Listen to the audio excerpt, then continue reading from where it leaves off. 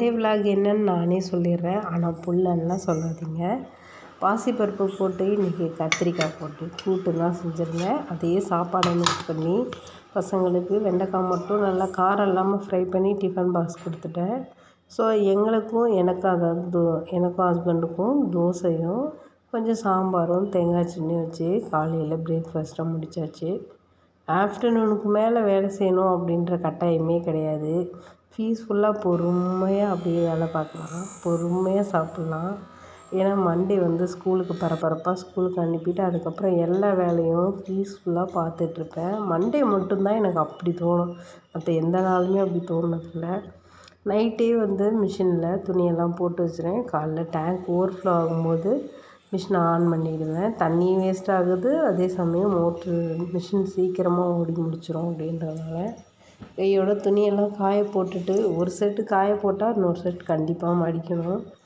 அந்த அளவுக்கு வீட்டில் துணி சேர்ந்துக்கிட்டே இருக்கும்.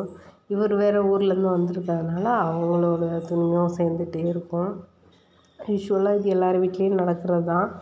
பட் இன்றைக்கி பீஸ்ஃபுல்லாக செஞ்சிகிட்ருக்கேன் இல்லையா, அதனால் இந்த எக்ஸ்ப்ளனேஷன் கொஞ்சம் ஓவராக தான் இருக்கும். பொறுமையாக செஞ்சுட்டு ஆஃப்டர்நூனுக்கு மேலே மிஷினை ரிப்பேர் பார்க்க வந்திருந்தாங்க. பெரிய ப்ராப்ளம்லாம் இல்லை, எல்ஜி மிஷின் தான் இது. ஸோ ஓவர்ஃப்ளோ ஆகுது தண்ணி, அதாவது மிஷின் ஓடும்போது நிற்க மாட்டுது, அதனால் வர சொல்லியிருந்தோம். ஏசிக்கும் நாங்கள் புக் பண்ணியிருந்தோம். பட் இன்றைக்கே வருவாங்க அப்படின்னு தெரில. ஒரே நாளில் 2 செலவையும் இழுத்து விட்டுட்டேன்னு சுற்றிக்கிட்டே இருந்தார்.